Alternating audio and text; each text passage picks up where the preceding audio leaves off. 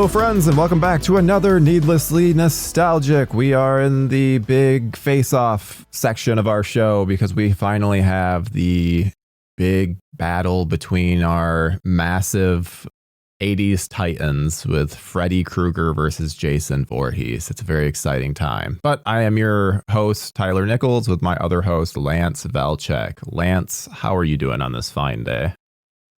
I am living life, my friend. Can't complain. Cannot complain. I can't believe we're at the end, huh? Yeah, it's crazy. It's kind of snuck up on us a little bit. I'm not going to lie. Jason Goes to Hell really took it out of me. So I kind of struggled a little through Jason X despite enjoying the film. But, you know, Freddy versus Jason really revitalized me because this is a movie that means a lot to me, and we're probably going to be saying, I don't know, I'm probably going to talk a lot of shit in this episode, but it's all with love. It's all with love. But before we get into the actual movie itself, I think you've told this story on the podcast before, but I need you to tell it again since we're finally in our actual Freddy versus Jason episode. Can you talk about how you got the massive Jason Voorhees poster that is hanging in your office? Yes, I've been carrying this thing around, dude, since the premiere of the movie. It's a giant theater banner that would go in the window, and it was Freddy and Jason, and they're these like giant, not cloth, but they're like whatever banner materials. It's not paper. It's something else. Very heavy, very durable. This thing's lasted forever, and I worked at this independent movie theater in the south suburbs of Chicago, and we would get movies. So this is before, movies start early now. It's bizarre, but there was no midnight showings, back then, at least not that I ever saw. So the movie would come Thursday. Mr. Movie Theater Worker, I'm going to say, no, you're wrong. I went to many midnight showings at that time. We didn't do midnight showings in my theater, man. I don't know. So maybe it's like an AMC thing, but we would do, 10 a.m.s. But basically, really? Yeah, never once that was there a Thursday midnight movie ever. I have such fond memories of seeing The Dark Knight at midnight and then going like 9 hours later to the first daytime showing at like 11:15. Dude, this is 2003. Yeah, I know. Dark Knight's 2008. Let's see. I did it for Spider-Man 2 in 2004. I did it for, trying to even think, a bunch of movies. That was like my time period. I went to every midnight release then. Attack of the Clones, 2002. My theater, Star Wars was actually the ones that did it, but my theater, I don't believe ever did. And if it did, I wasn't there. But either way, so what would happen is you get the canisters Thursday morning. Right? Is that correct? I'm going to have to cut this Thursday morning. Yeah, I think so. Yeah, sorry. So you get the canisters like Thursday morning, right? My friend was projectionist. Before him, his brother's projectionist. So they would basically put together the movie so it was ready for the next day. Mm-hmm. And because my theater was independent and it was probably a front for drugs, actually. A funny thing is, when I worked there, we couldn't cash our checks at the local currency exchange because they bounced so much. So our boss would tell us to go to different towns, like traverse to other locations to cash our checks so we could get paid on time. Never forget that. Run by a guy named Ron. Either way, so we set up the movie, and then that night, Thursday night, all of our friends came, my boss's friends, probably like 45 people. Somebody brought a pony keg. People had bowls, and I'll never forget. Everybody was, we're young, rambunctious teens and early 20s, and everybody was okay, excited who's going to win. And I swear to God, every single person in that theater was pro Freddy, and I was running my mouth. I had longer hair, I was a rabble rouser back then, and we sat to watch a movie. I'll never forget it. Just me and friends and crazy older people just drinking and cheering to have a good time. And everybody walked out a little damper because essentially Jason wins. I know people, his dream, I don't care. But people walked out not happy to see sort of an ending that didn't make Freddy on top. And I walk out, I'm fucking just talking down. I'm fucking quipping. I'm making jokes. I'm laughing. I'm patting people on the back like, oh, so Jason, what, guys? Oh, it was fun. I got a lot of dirty looks. And the next day it opens, and I went to my boss, and I was like, I would love to take that beautiful Jason banner off of your hands when the movie's over. And this is something we did all the time. I have a Seed of Chucky poster. Not even the biggest fan of the movie, but it's a great time in my life. You know, so people would just kind of ask for things, and depending on your ranking and who you were, you got what you wanted. So I took that. And I remember my boss was like, you don't want the Freddy one? I'm like, nah, I'll take the Jason. I'm trying to fucking lug 2 giant banners around my entire life. And They're here so we are. Thick. Oh, dude. I mean, we had New Year's Eve parties at my second apartment. And, you know, all my roommates smoked cigarettes. I never did. But we would like have smoke. And I remember like the amount of beer and champagne that would get soaked on this fucking thing. And it looks fine. Like I've had to wash it throughout the years, but there's no discoloration really. There's nothing that looks off. And it's been across state lines. It's been in different apartments. I had a buddy hold it for many years when I was into my first apartment with my then girlfriend. That was the size of a shoebox. I have a poster that is the same material that was. It's from the Descent from 2005 or 2006 for the U.S. release, and it was hanging in the New York subway. And it's one of the big ones, the massive, like it fills an entire wall. I'll try and find a photo because it used to be hanged up in my childhood room. So I'm sure I have a photo of it somewhere. What happened to it? It's at my parents' somewhere, probably in storage in the basement. I also have a Battlestar Galactica one that's like almost the same size and was also, I don't think that was in a New York subway. I think that was in a different subway, but yeah. You still have it.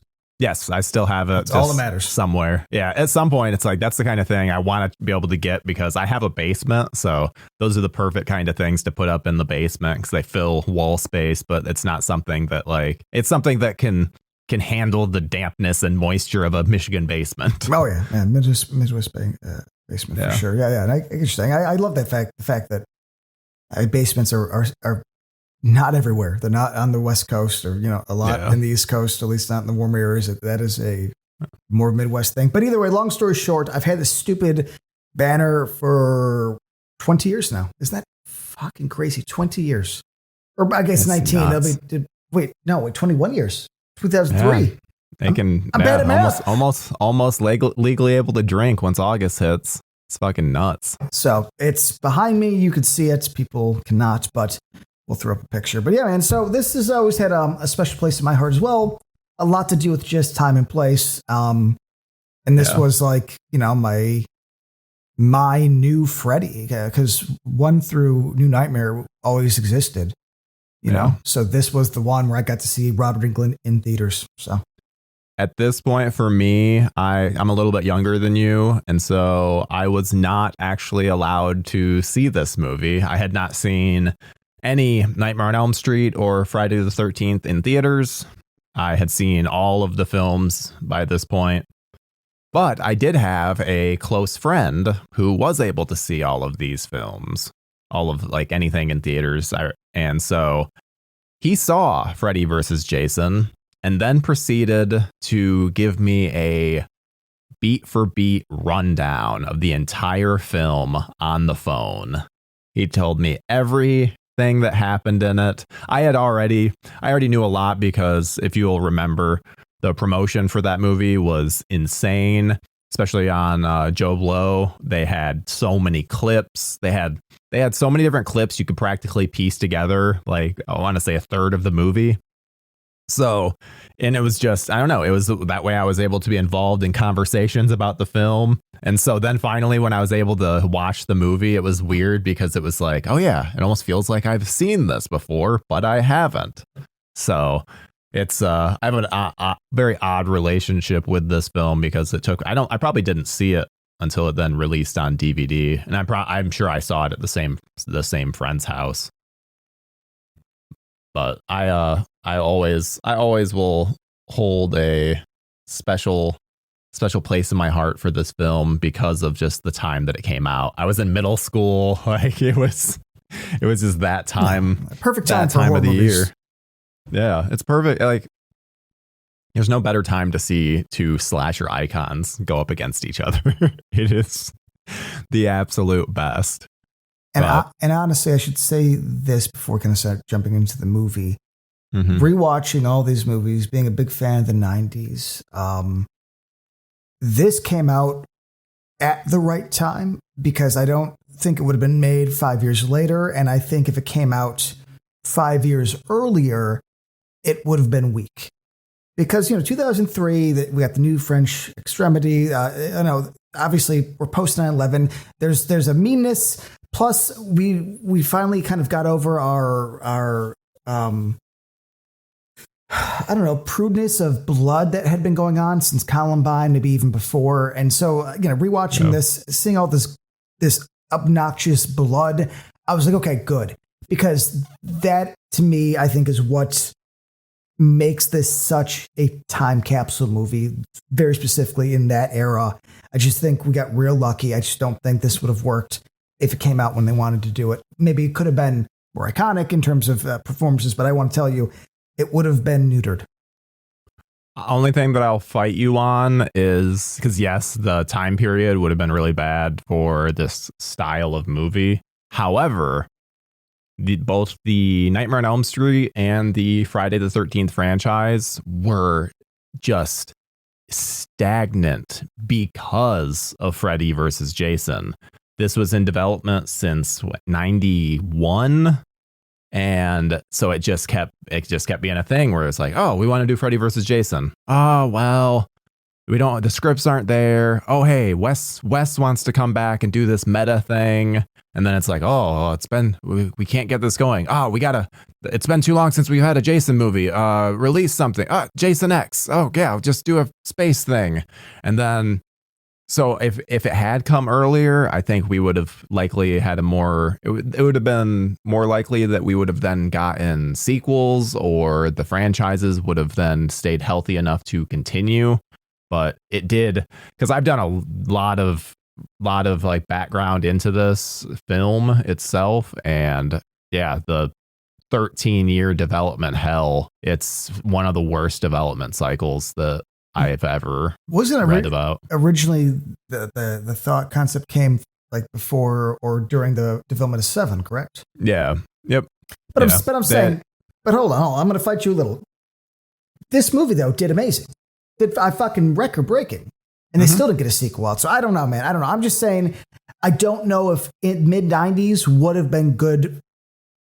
I don't know if it would have worked. We would have got hotter, so that would have been a plus, which is very important to me. I don't know. I'm still skeptical because I think the rock and roll vibe that they get in this and the cheesiness, I just think it works because it's that early 2000s, but right after we became angry as a country. I think it's a perfect. It's really weird that you hate 2000s like slashers and horror, yet this one like is a positive for you, because I would say that this takes all of the worst tropes of 2000s horror and just like it's just splattered over the screen. It does do some bad tropes. You're absolutely correct. But let's get into that. Yeah, let's get into it. Because I'd like to actually discuss the movie. Yes. Yeah. Freddy vs. Jason from 2003. This was directed by Ronnie Yu. Came from Damian Shannon and Mark Swift. Great writers. Got to give them a shout out. They're very supportive of my work whenever I talk about their Friday the 13th films. And then obviously starring Robert Englund, Ken Kersinger, Monica Keena, Jason Ritter, Kelly Rowland, and yeah, a bunch of WB style actors. And yeah, this is one of the coolest intros, I think, of either franchise. Freddy telling his story in that way is so incredible. How it's shot, how it just, it's brilliant. How it sets up this character for people that don't know Freddy, which is perfect. And I think this is the first time they really leaned into the kid killings. Not saying it wasn't mentioned before, but I think this came from a time of like, this movie's born from the internet, essentially. And by this time, there were all those, sites and stuff where people were like, oh, dude, this guy was, a big pedo, he's picking the kids and stuff like that. And it was always sort of like, in the background of the other movies. They kind of really lead with that. And I think that's smart. It's like, this guy's a villain. Also, I could tell that I'm getting old because Robert Englund, I remember thinking he looked kind of old here. And now I'm looking at it, he looks young as can be. So young. Yeah. Young and sprightly, where it's just like, oh, yeah. If only I knew like that this would be, we still wouldn't get him under the makeup again at any point. Like, what is it now? 21 years later, I just didn't know that would be the last time that we'd see him on camera. Well, technically he was in the episode of the Goldbergs, but I don't count that. I just want to throw that out there in case. Awful. Yeah, it does never happened. I'm just going to throw it out there in case some guy in the internet's like, well, what about the Goldbergs? That doesn't count. I say that as I love the Goldbergs. It got me through a real tough time. And I have very positive view of that show in general. That was awful. It didn't work. It was just, and he looked bad. The makeup was bad, which also, I don't know, even right when I said it, I was like, you know what? Maybe the makeup wasn't bad and it was just how it was lit. Because when it comes to makeup like that, the lighting is massive. So maybe it was just because it was terribly lit on the show. But yeah, do not seek it out if you have not seen that. But yeah, I love this whole intro. It's a little more explainy than I remember it, but but it doesn't matter. I'm going to throw this out here. I've read a lot of the Crystal Lake Memories books about some of the ideas of bringing Freddy and Jason together. I fundamentally disagree with I think a chunk of the population. I think this is actually one of the more clever ways to put them together. Because I think it's clever of them to say, okay, to kill Freddy, you can't stop him, but if nobody knows him, he can't hunt. I like that idea. Okay, that makes sense. Quarantine, get rid of people, all of a sudden he never existed. I'm sure logically it does make sense, but these movies logically don't because, Freddy would be a national news story, but in this world, he's not. It's just that for some reason, it ends at the town of the border. And I like the idea that Jason is just sort of, I know that he has to live again, but to me, he's just sort of resting in the dirt. I think I like that. But making him come back to kill, to make people think it's Freddy, I like that idea. I think that is a good way to bring them both together. And it starts off our conversation, which is why this is an Elm Street movie that has Jason Voorhees in it. Because it's about getting Freddy back to... Yeah, I mean, we get that right from the jump, because the only thing that I will say is missing from this intro is we need a retelling of Jason's history in the same way that Freddy did it. I don't like the fact that because New Line has the rights to all the Elm Street movies, they can show all this, but they can't make a deal with Paramount to get a little bit of right, which all that is them just being cheap and not wanting to, because I'm sure Paramount was like, yeah, sure, give us 2% of the profits. And they're like, oh, no, never. It's like, because this is a Nightmare on Elm Street movie, and it's their interpretation, Jason. I don't believe this. I always say this. Let's be honest. This is a hashtag, not my Jason. I accept it, and it's fun. We'll have some good moments about this, but this is not my Jason. It is a version of Jason interpreted by people on the other side. That's kind of when I'm not even a wrestling guy, but I'm going to bring this up.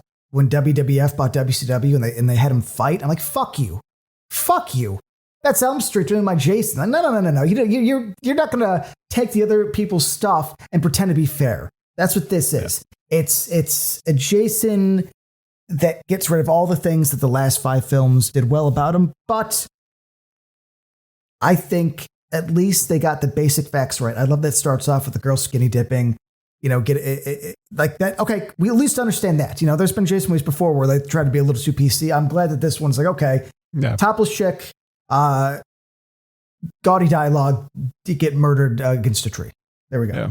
Well, and I should say too, we're going to be taking Freddy versus Jason from an angle of this being a entry in the Friday the 13th film franchise. Obviously, we're going through Friday the 13th right now, so we have that in our mind.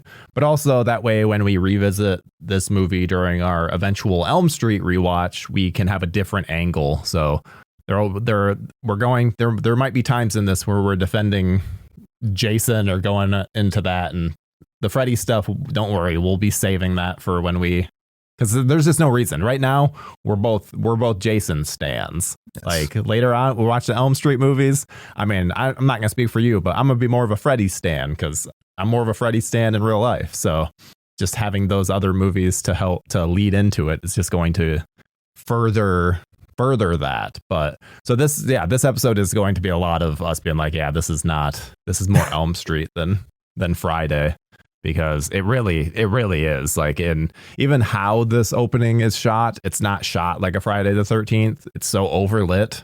There's spooky fog, and it feels like an Elm Street. It absolutely does. And I'm okay with that for this, just because it's because New Line owns it. It is what it is. I don't want. I would actually prefer to look at an Elm Street movie over a Jason movie, even if I prefer Friday the 13th, only because yes, Friday the 13th movies are not visually appealing. That's just more meat and potatoes fun. But this gets some basic stuff right. Jason, topless girl. She does almost like the See Anything You Like from Halloween, which I love. Yeah, just like I said, gaudy and just horny. I like that Freddy uses Jason's mom, because that's going back, and the actress does a great job. I don't have her name off of me. Oh, Paula Shaw. I liked her a lot. I liked her sort of slightly over the top, but varies. She had a characteristic face, very emoting. I don't know the word I'm looking for, but you get it. Yeah. She looks like Robert Englund a little bit too. So then when they do the transformation from Pamela Voorhees into Freddy, it works because their facial features look so similar.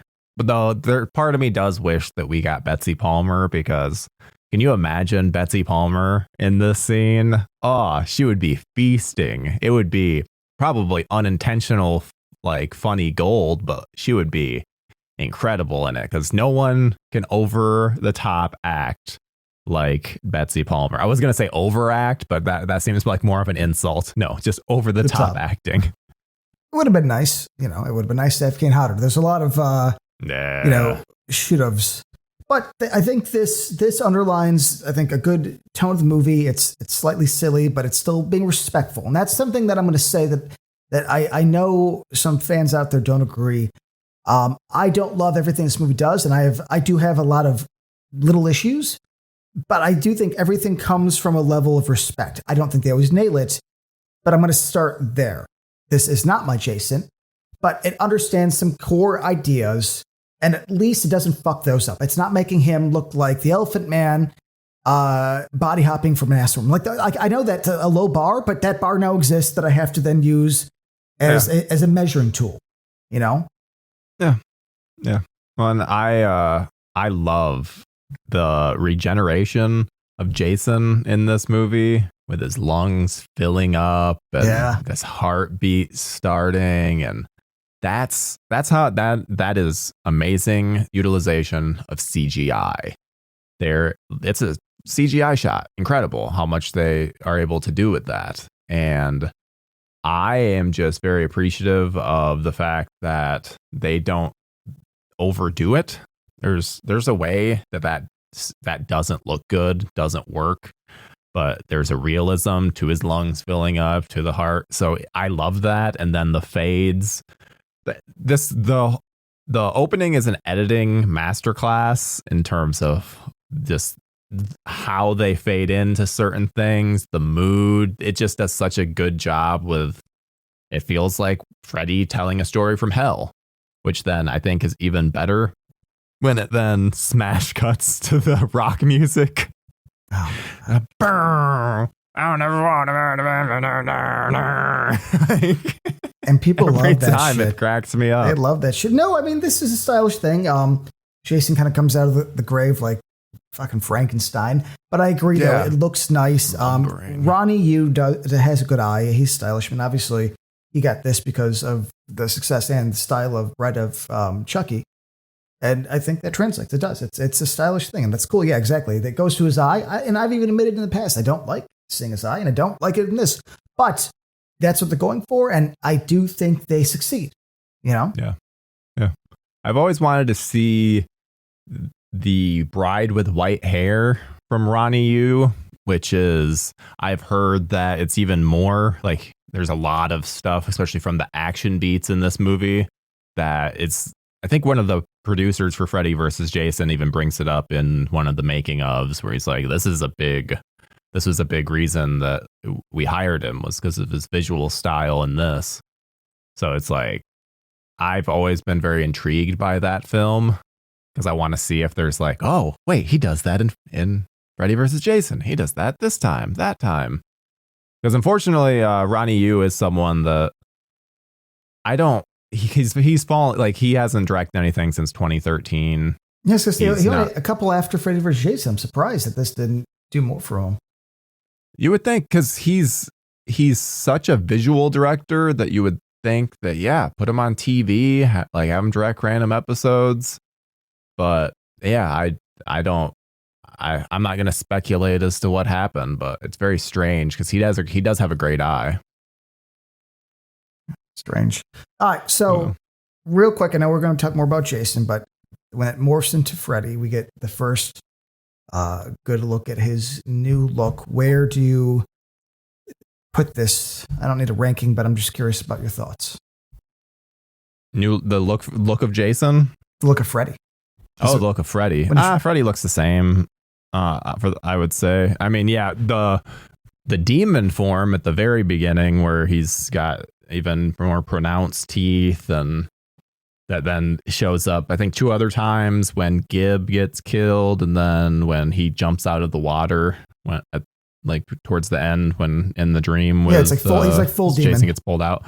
Yeah, like so those times it is different, but like the Freddy makeup is just so standard. He looks like Freddy from 4. Freddy, it seems like kind of the perfect amalgamation of 3, 4, and 5. Oh, I think it looks actually pretty good. I like the sort of the red muscles under the rips. Like I like how they look in this movie more than.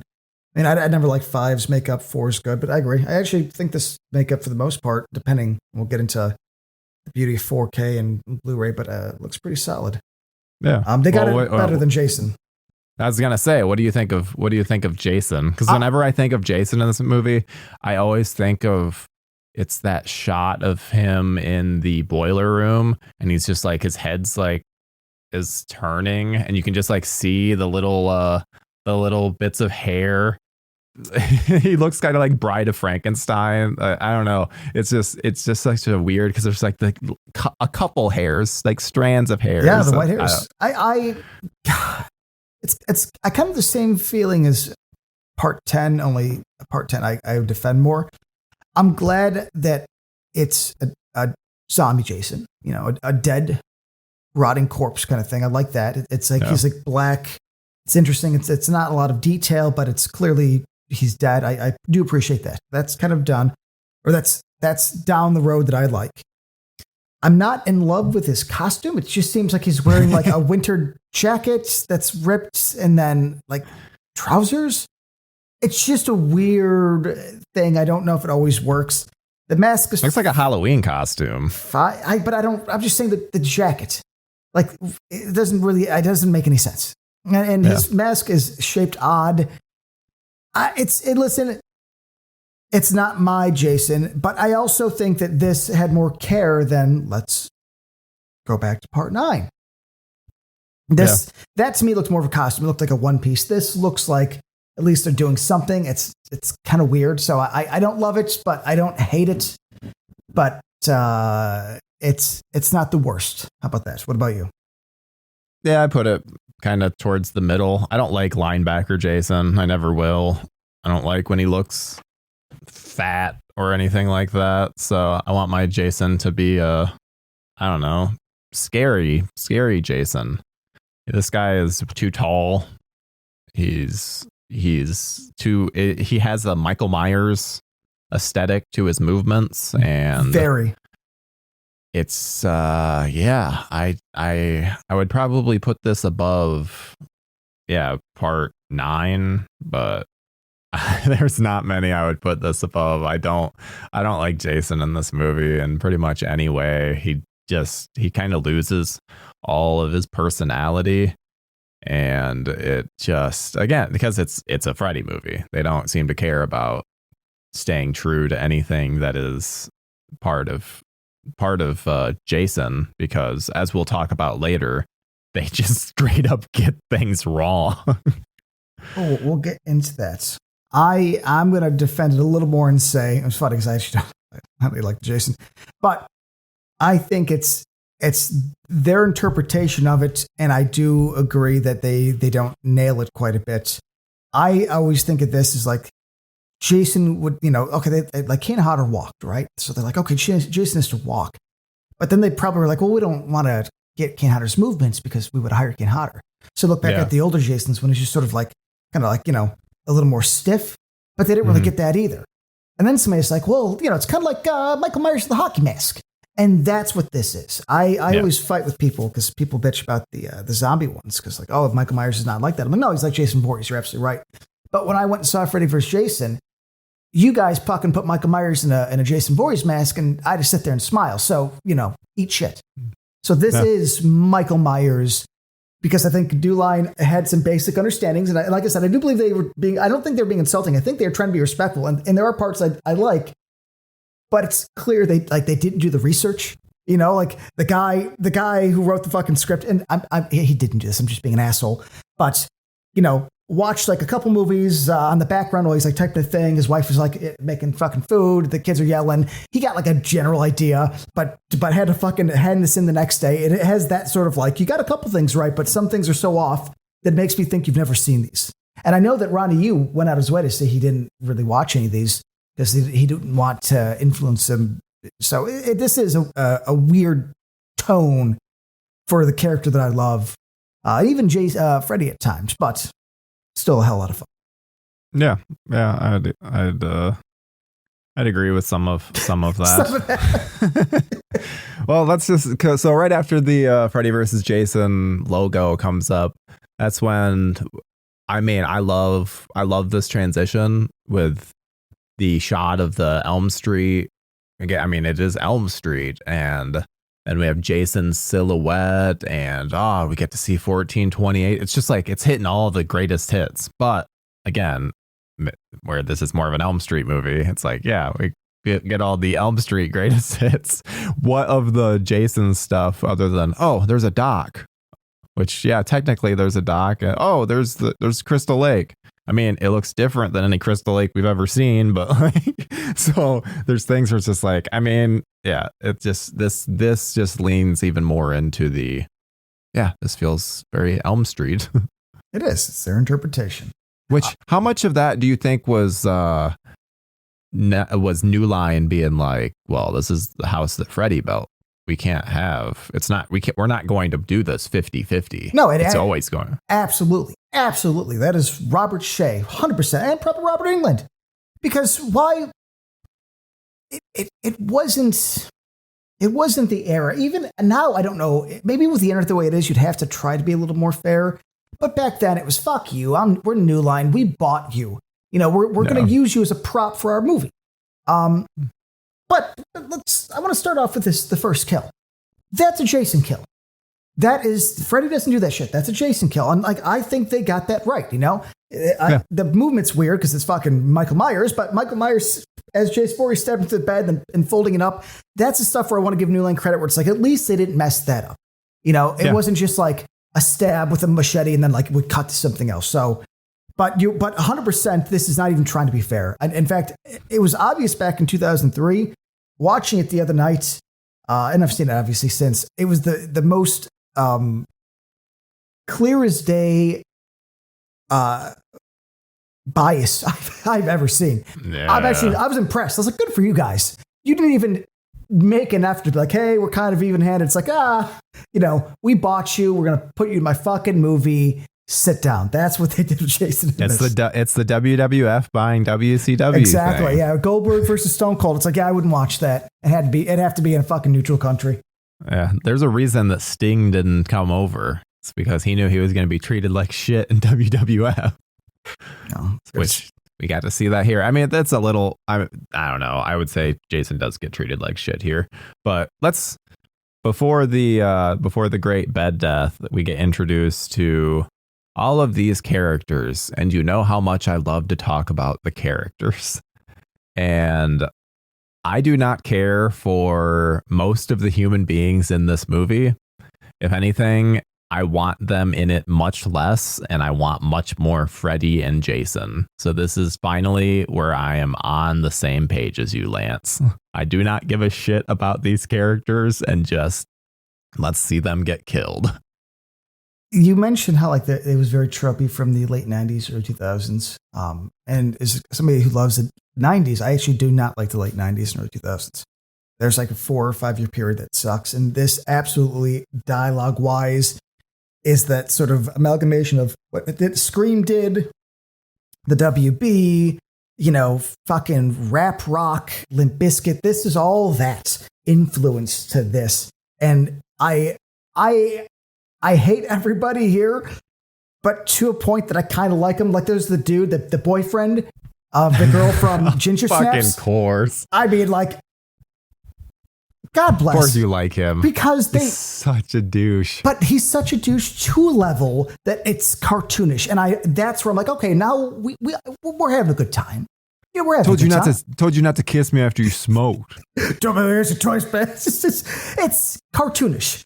No guy could be that much of a fucking dick. It's just, and they're all kind of hanging out cool with it. Like, oh, he's being a little bit of a douche. It's like, no, it's like in Bully, they murdered a kid for doing like less. This guy would get killed on the side of the road, but he's the first to die. And all they do is set up how much of a douche. Do you notice he brings a 12-pack to party with like 7 people? So that's his beer. That's his beer. Dude, I remember guys like that from school where, they'd show up and it's like the beer they brought was majority theirs. They might give like 1 or 2 to their girlfriend, but it's like, no, this is why else would I bring it?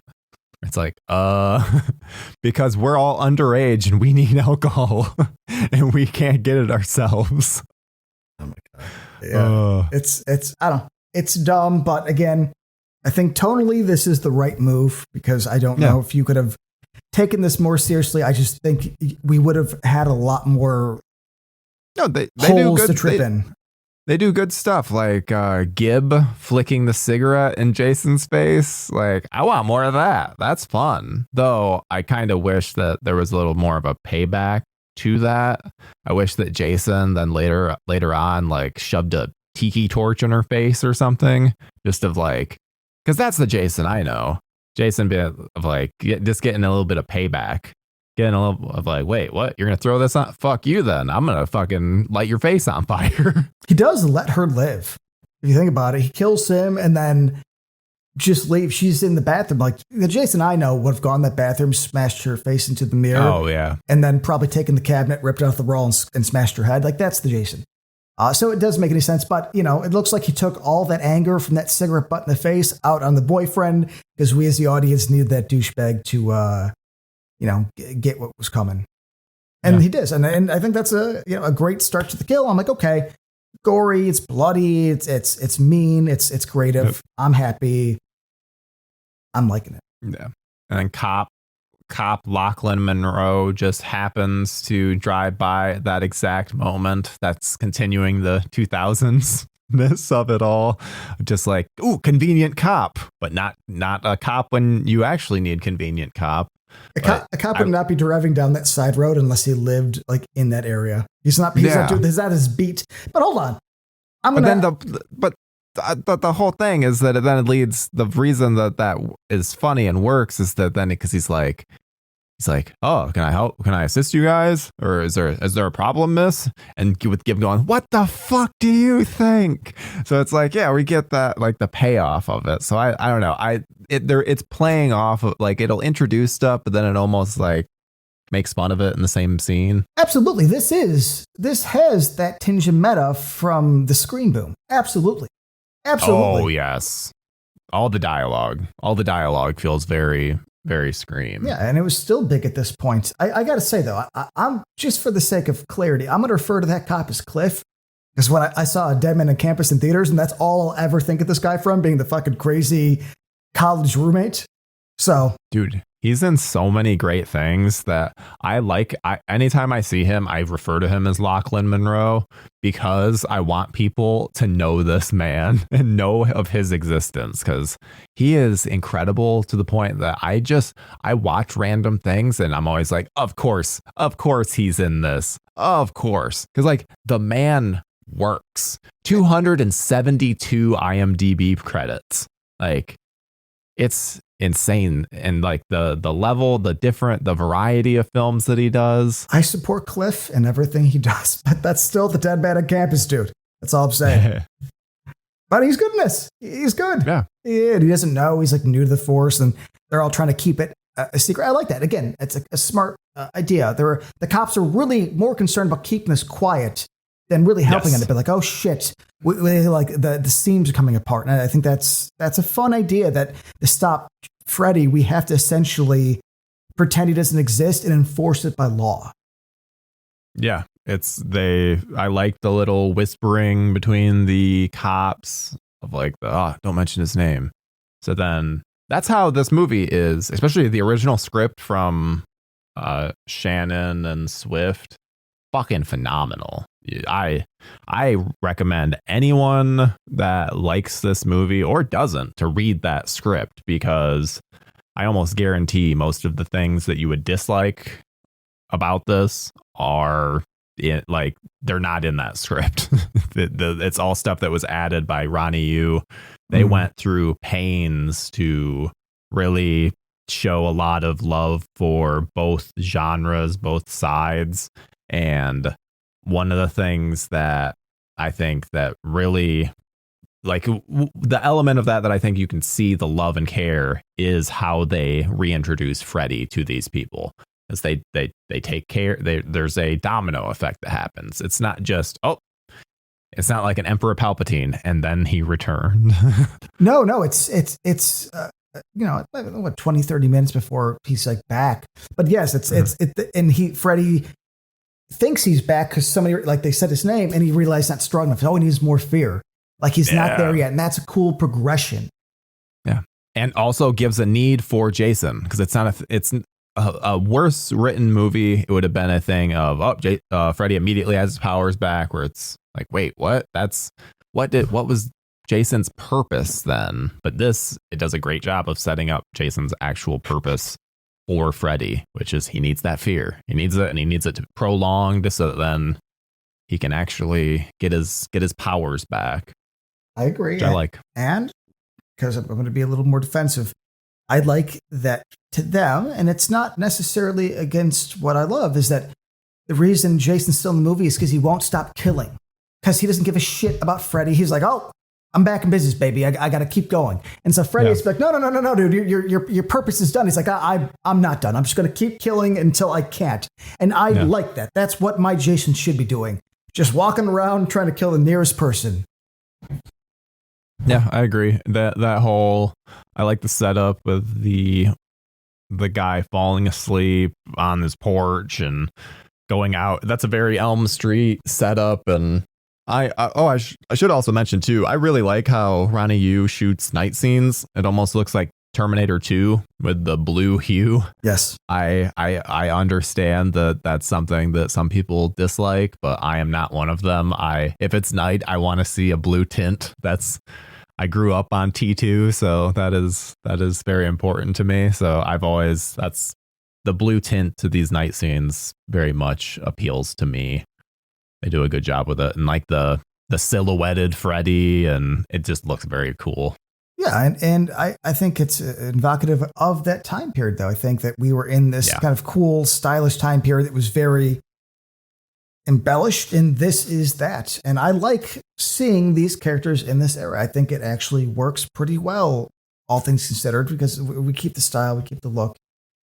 There's so much Freddy stuff to talk about watching this movie, but you made a good point though. When the kid and his dad are on that front porch, right? That's absolutely the Freddy setup. But the head falling off and then just squirting blood like a fountain. That to me, like that over the topness leans more toward Jason. So I'm like, okay, we're at least doing both, because Freddy's kills were never very bloody. They were just creative and stylistically interesting. That's very basic, but it's a little more over the top, which is where the Jason comes in. Yeah, it works well. I like that. And I like too that the cops, they then blame it. They're like, Blake killed the douchebag, and then he killed his dad, and then he killed himself. That's what happened. It's like, these delusional cops. But I like it because it's so stupid, because of course that wouldn't be the thing. But we know that it's not actually about them being realistic. They just need to put out a statement and shut it up. I'm like, Look at you. Look at you being all Cook County. Yeah, I like that. And I love that they brought back Hypnosil and Weston Hills. And like that whole concept is incredible, with the town essentially quarantining these kids in order to erase Freddy. It's such a cool concept, to the point that it should have been done in an Elm Street movie. This is such a large concept that then is just a little sliver of this movie that is so smart and layered that it could have maintained for an entire 90-minute film. Why the fuck is this? Why is this such a cool concept? Just like a little sliver of a Freddy versus Jason movie. We don't need this cool. You don't need to be this fucking smart. Make it dumber so that we can get this in an Elm Street movie. You make a good point, but I think that's why I like this movie, is because there's stuff like that where I'm like, there's a lot more care in this than there should be. And being that we the next Elm Street movie we got was the remake, at least we got this. Yeah, that is very sadly true, because we have. Let's see. New Nightmare was 94, so we are officially on the we've had 2 Elm Street movies in the last 30 years, and this one and the Jackie Earl Haley remake. So yeah, I guess if this is all I'm gonna get, then yeah, I'm glad we got it at least. I wish there was more. I should have looked into this more about why. I was around there in time. I don't know why we didn't get a sequel. This was very successful. Even the reviews were pretty positive. So it's strange. But do you know why? Yes, I do know why. There was a big trend of versus movies after this, with like Alien versus Predator, and Boa versus Python. The Sci-Fi Channel really took to this. They were then putting all of their people against each other. And there were even inklings of a Godzilla versus Kong, which we then obviously wouldn't see until a decade later. But they developed a Freddy versus Jason versus Ash. And I think one of the major issues was that it was written by one of the heads of New Line, or not heads, but one of the big people at New Line, Jeff Katz. So when you have someone with that level of power, which is then trying to push their script, there's not a lot of compromise happening.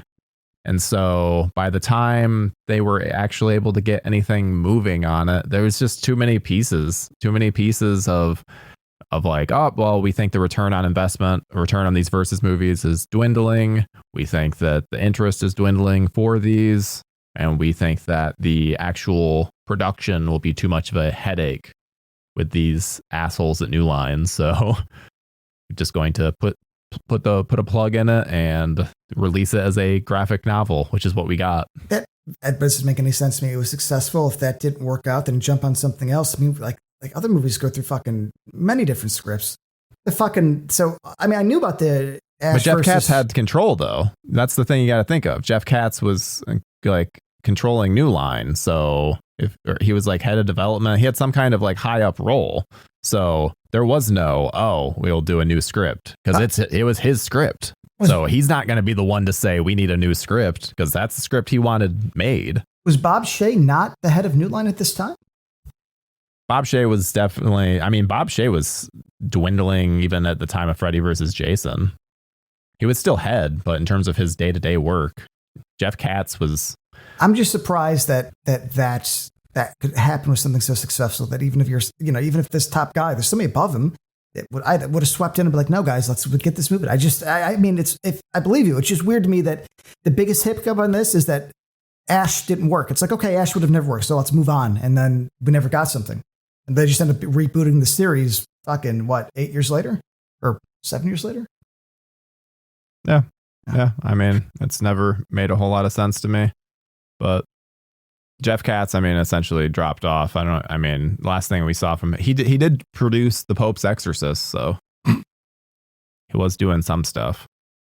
But yeah, he was just, I don't know. I can't remember what he was at New Line, but he was head of development, I want to say. He did something at New Line where then he was put in a position of essentially he was the one pushing for a Freddy versus Jason 2, and it was his bad script. So snakes on a plane and shoot him up. That guy. Okay. You don't, yeah. If you saw you saw him in a bunch of Crystal Lake Memories stuff. He thinks his script is fucking incredible. Spoiler alert: it is not, but it's not terrible. It's the graphic novels have some fun moments, but it's definitely the kind of thing that if I was given that script, I'd be like, this needs some drafts. This needs some new drafts for sure.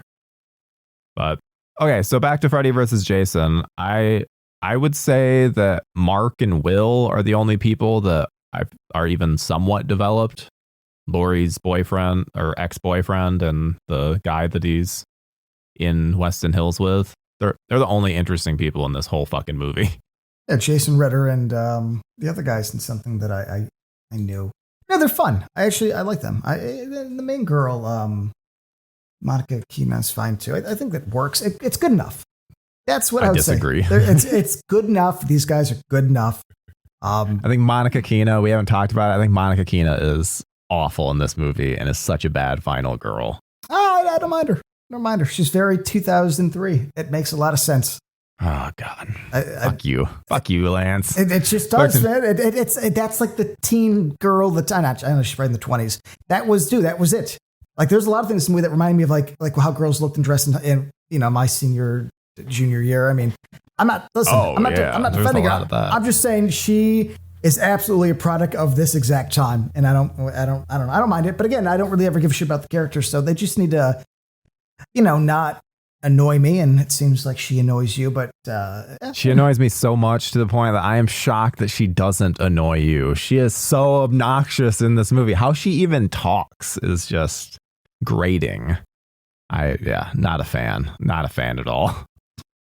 Just saying. I don't mind it. But no, the guys, they escape, they get out, they go to high school, like, what's his face, like, threatens Laurie, or not threatens, but I love that. That's like a fun trope that these kids, I guess 2003, it was still early enough where you could just walk into a school that easy. But they walk in, and then instead of just pulling yourself like, hey, we gotta get out of here. His friend like basically starts telling her about like how she's gonna die and how Freddy's gonna murder everybody in front of all of her classmates. It's like, dude, you're giving up your lead. I love him coming to the realization later of like, oh, I probably shouldn't have done that. That's a bad idea. Like, oh, I probably shouldn't have told all of these high schoolers about Freddy. That now he can potentially enter their fucking dreams. Good job. Yeah. But they also do this thing where Laurie falls asleep, or Laurie's like passed out, and and Kelly Rowland is in like the waiting room because apparently this school has a school nurse with a full-on setup and like a waiting room like it's a doctor's office. But I brought this up in a video that I did on Freddy versus Jason because it's always confused me. So we've had established in the Elm Street series that when the damage happens to someone in the dream, it carries into the real world. First Elm Street movie, Nancy puts her arm on the pipe, boiler, and sees it in the real world. It's established. So why the fuck is Freddy? He's able to, he pulls off this girl's nose in the dream, but then when it comes out and it's in reality, it's not actually, it didn't get pulled off, because it can't be I'm not powerful enough yet. because we already saw when he tried to kill Blake that his not being powerful enough extended into the dream itself. So because his foggy version just like dissipates when he tries to stab him. But no, he's able to fucking pull off her nose to the point where she feels pain and like she screams, and then when she wakes up, no nose gone. With the rules of Nightmare on Elm Street, her nose should be off and on the floor. They want their cake and to eat it too, because essentially they want the cool visual of that to have a jump scare, but they also want to be, well, Freddy's not powerful enough. It's like, yeah, but in the shadow, you're right, it just went through him. That to make this connect, that should have been stabbing him and blood squirting out, and the guy waking up and been fine. That would have been like, okay, so that he's not powerful enough, and we don't really ever know until it shows us. It's a nice little trick. That's what this is to me. It's like, oh, they still need to establish that we need Jason, but they still want to start giving us cool little visuals, and they're gonna break their own rules. Yep. They just want cool visuals. That's for people fall asleep, weird things happen. Oh, it just makes sense too. Of Ronnie Yu not watching any of these films, so yeah, he wants a visual. He wants a visual. Yep. Which, I mean, whatever. That's it. It's a very visually interesting movie, so I will give him that. Yeah, there are a lot of holes because of the knowledge being sort of come only through the screenwriters, not the director. But you're right though. But the give and take is it looks cool, and at this point we're like 10 movies in. Yeah, I always love the trope of a bunch of people dying and teens just being like, "Fuck this, let's party." It's very apropos, and they're like, "Oh yeah, we're gonna do a corn party," and which also, I mean, I love it because I'm from the Midwest. Cornfield parties are absolutely a thing. This is obvious, like this is a rave. This is turned up to 11. It wasn't quite to this level, but it's nice to see this kind of thing, because I grew up at the very end of this kind of thing being possible. Cops were just on the verge of like busting all parties, and underage drinking being so like such a thing that cops were dealing with, where I got to experience this a little bit, but not to the degree that it is in Freddy versus Jason. But I do always watch this a little bit of that I don't know, nostalgia, I guess. I want to ask, that's actually very cool. See, I didn't grow up around any cornfields. You actually went to cornfield parties? That's the fucking coolest thing in the world. I've always wanted to hang out in a cornfield just because it's kind of creepy to me. You want to throw a party in there, I'd be the first one in. Dude, my graduation night, as in graduating high school, we all got super drunk in a cornfield. I know shit. Yeah, we had something. Well, I'll have to tell you the stories off air, because there's definitely some people who are like doctors now that probably wouldn't like it being aired into public. But yes, very good time. So I'm always brought back to that period when I watched this film. It's funny you mentioned that, because I do think we didn't have cornfields, but we had like Garbage Mountain, like this woodsy area that we would all party in. And it's like, yeah, people don't go out into the cornfields or woods to get drunk. It just doesn't make any sense. You don't throw parties out there. It's just we're in a different generation. So this is in itself a relic that if I showed a 12-year-old right now, it would be so foreign to them, because they would never ever experience this. But it's a cool visual.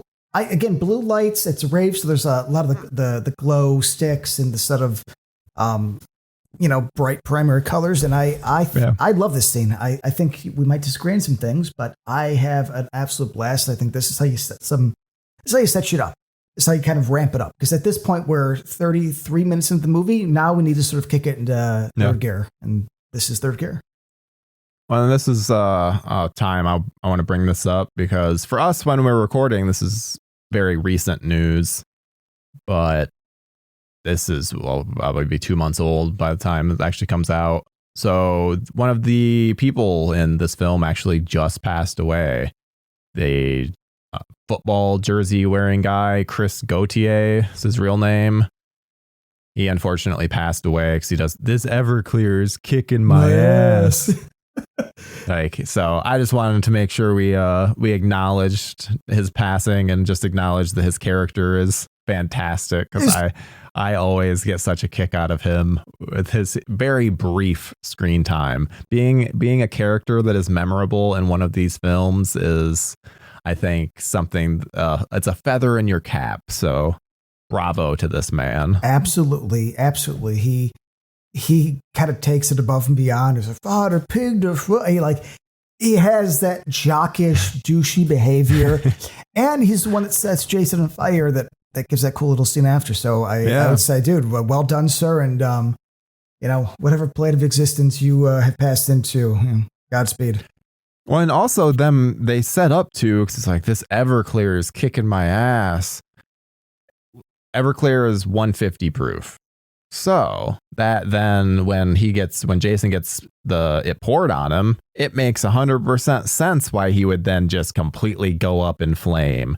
You do some burnettes on him, then it's like, it's a little harder to get that 30% alcohol actually to go on, or maybe 15%. I'm thinking 30 proof. I don't think dumping a bunch of Mad Dog 2020s on Jason would have had the same effects. I agree. Yeah. If anything, he might just get drunk through osmosis. But no, I like that setup, the corn scene, like one of my favorite parts of the corn maze, or just the corn field. There's that the shot. It's a top down shot. Jason going through the woods, and you can see he's all on fire, and you can see the guy. You can see him like trying to escape one way, and then he for some reason turns around and goes back, and so he essentially comes back and gets closer to Jason.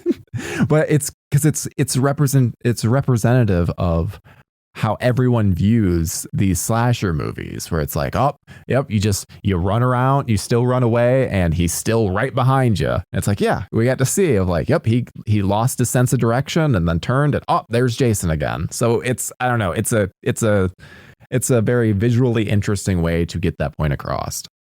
And that what kind of sets the party off is that the guy runs out, right? And that the fucking machete on fire goes through his chest, and then blood he was carrying in his mouth, of course, as an actor. Yeah, and you can tell the whole time that he's fucking holding it in his mouth. Yeah, right up to camera and spits it out. I'm like, no, that's how you do it. It's weird though, because he spits it out, but I'm pretty sure they do CGI enhancement for it, which is very weird. Maybe it didn't hit the camera. And Ronnie Yu was like, ooh, I want it to hit the camera, or what it is, but something about it doesn't seem fully practical. Well, the one that hits the camera doesn't really make sense because he spits it all of his mouth. And then after it's already sort of done the sort of arc to the ground, some of it comes and hits the camera. So it's almost... So that's probably the CGI. Yeah. So, and it gives that oomph, but you're right though. If you kind of break it down, it's not plausible. Yeah.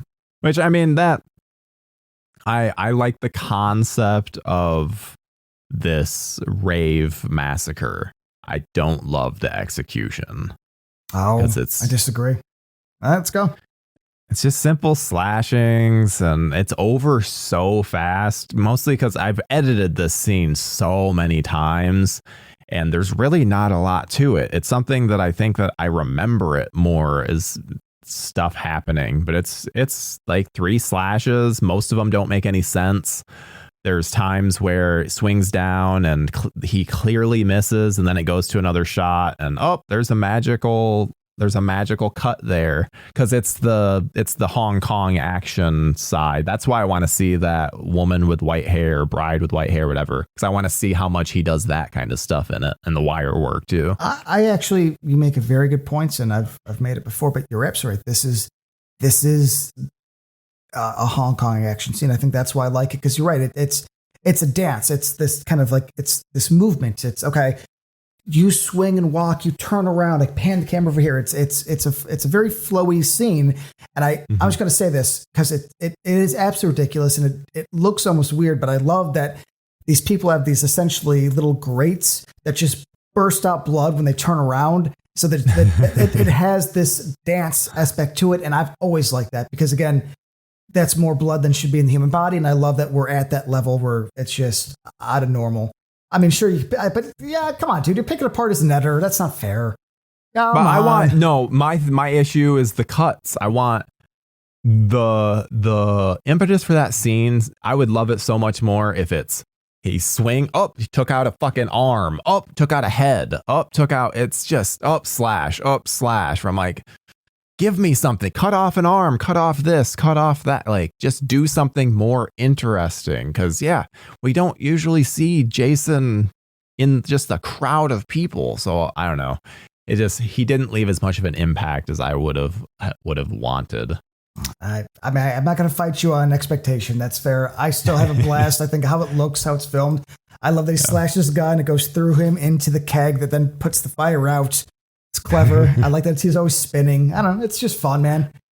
We kind of skipped over it, but Gibbs' whole nightmare sequence is fucking awesome. It's one of the best nightmare sequences in the whole Elm Street series. I love how they do it because it's all in the boiler room, which I think is great. Like the boiler room is just such an iconic Elm Street set piece that I don't know. I think it's great that they keep it there and he's still able to fuck with her a bit with I think it's because it's the boyfriend that is the whole reason that gets her into the barn, yes. which turns into the boiler room. So I like there still that Freddy manipulation and fucking with people that I always get a kick out of.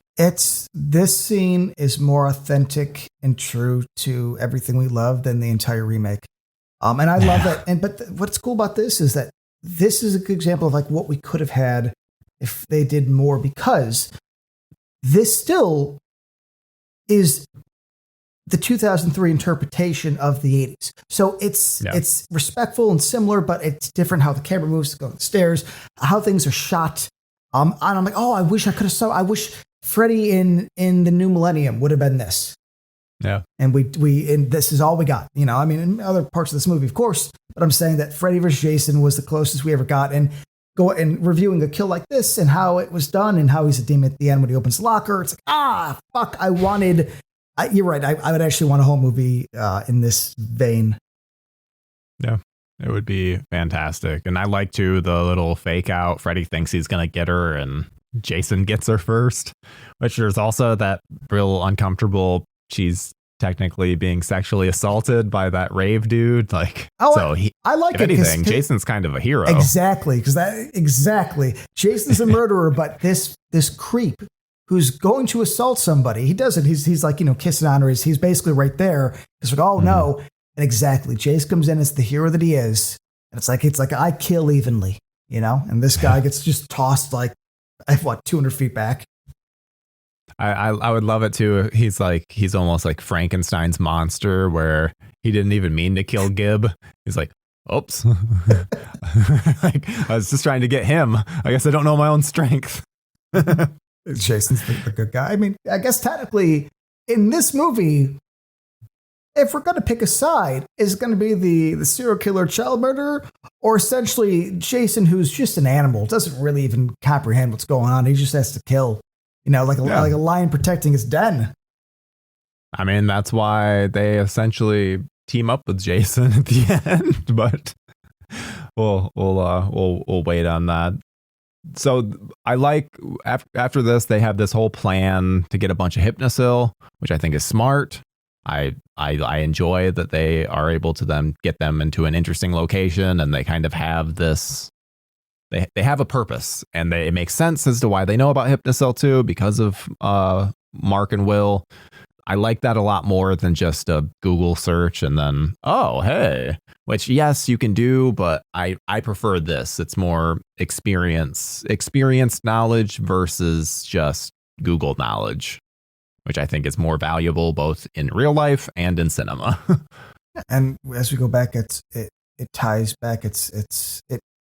We get them from the institution, so they know more about the institution, which you couldn't Google. So it all comes back. It's like, okay, we set up that exists, and you probably think, oh, it's a cool little cameo. We get back to the mental institution from the series, and they escape. It's like, no, they have to go back, and using knowledge of being there, they then can use that to sort of get what they need to defeat Jason. Or sort of get Jason to help defeat Freddy. Because then, too, it's like if you're thinking from a screenwriter standpoint, you're like, well, shit, we need to get Jason into the dream world. How are we going to do that? Tranquilizers. Okay, where are we going to... Okay, they're going to go to a veterinarian. One of them works at a veterinarian clinic. Like, you know what I mean? Getting them, this cuts down on needless exposition. It's like, okay, yep, of course, a mental hospital would have tranquilizers. Boom, done. Don't need any more explanation. Works perfect. And we got to go there to get the hypnocil anyway. And they use a tranquilizer on his friend because he stole the key. So it's all set up and payback. Yep. Yeah. I'm brilliant. Again, they did a great job with how they set up a lot of. This is a much smarter script than it gets credit for. Absolutely. Absolutely. And I love that Freeberg goes into full Jay from Jay and Silent Bob. It's essentially like he saw Jay and Silent Bob Strike Back and was like, yep, this is what I'm doing. I'm not going to go any one way or another. This is what I'm doing. And I appreciate that. I could tell you this, when I saw it that night with all my friends, every single one of us afterwards was like, I love that they essentially got, this sort of discount Jay from Jay and Silent Bob. It wasn't even maybe it's him. It's like, no. They literally were like, we need Jay from Jay and Silent Bob and we cannot get the rights. Go. That's what that character is. Yep. Yeah. That's 100%. And I think it's also funny too, because Jay and Silent Bob are in Scream 3. So it's like all these weird little connections with the early 2000s. Fucking, that's why the early 2000s sucks. Scream 3 is the best example. This movie makes more sense that it did not. I want to mention real quick that his friend, I should get his name. I'm so sorry. I'm so bad at this. Brendan Fletcher. I guess you keep calling him Mark. They kind of redo the veins from part 3 in the marionette puppet. They do it again in the foot, and I think that's a cool little callback. And I like that even though them attaching was CGI, it's a physical effect when he's sitting there like, screaming in pain. Looks fantastic. Looks so good. Absolutely. They were very smart about the stuff that they cut in this movie. Because if you watch any of the deleted scenes, yes, they were smart there, because there's stuff that they took out that did not work, that they very clearly abandoned. There's some stuff where it's like, oh, they abandoned this early on in the process, and then there's stuff where it's like, ooh, this is like almost pretty much completed, that they were clearly like, oh, this just doesn't work. So I appreciate that, because it's the same thing. There was from the Gibb nightmare sequence, there was her boyfriend all like splayed in half, but it's like CGI and it didn't look good at all. So they got rid of it. And I think it was mostly just previs stuff. They didn't go far into the concept, because that element too, it shows that there is Ronnie knows what he's doing in terms of what you need to make a movie.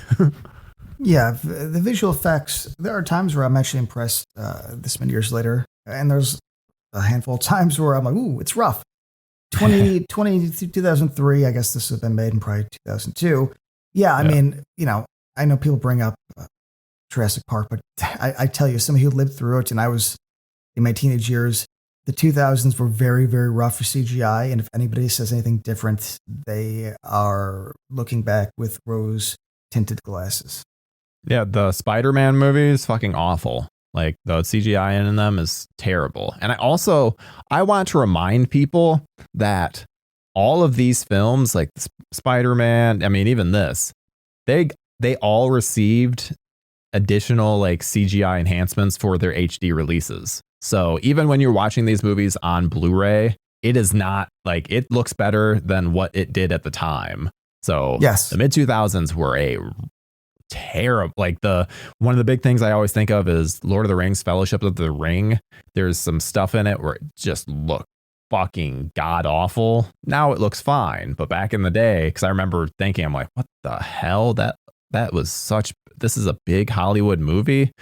So yeah, it was a rough time for CGI in that era. It was becoming readily available, but the quality wasn't up to snuff, but it was becoming cheaper and it was cooler. And yeah, it was just one of those things that was overused and we didn't really understand it as much as we should have. It was a big problem. You needed people that were able to properly utilize it, which I'd say Ronnie Yu is one of those people, because even so that we transition into Freddy tranquilizing Jason, and Jason is now into the dream world. And we have this shift to the colors are so just popping. It's all very red. There's almost like a pinkness to it. It's so red, and it's genius because of how overlit and how the contrast to it. It hides that CGI because they do when Jason gets ping ponged around. When you look at it closely, it looks bad, like very, very waxy, but because of how it's lit, a lot of that's hidden, and I think it's passable.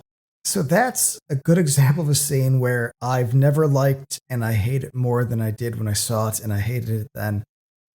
Like I said before that I don't love their interpretation of Jason and that I have some issues, but I think it does come from some sort of love and not just fuck you.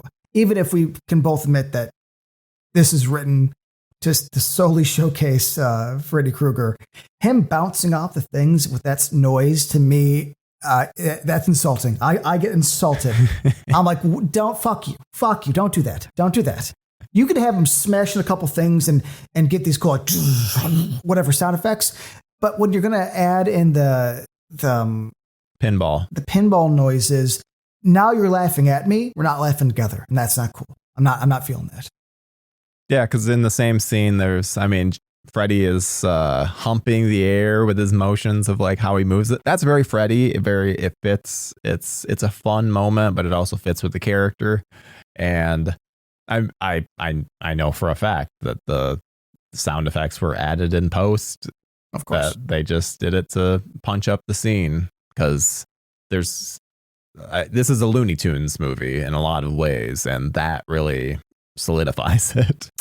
And let me say this. I actually don't love this Freddy part either, because as you mentioned, this to me is far more Freddy's dead.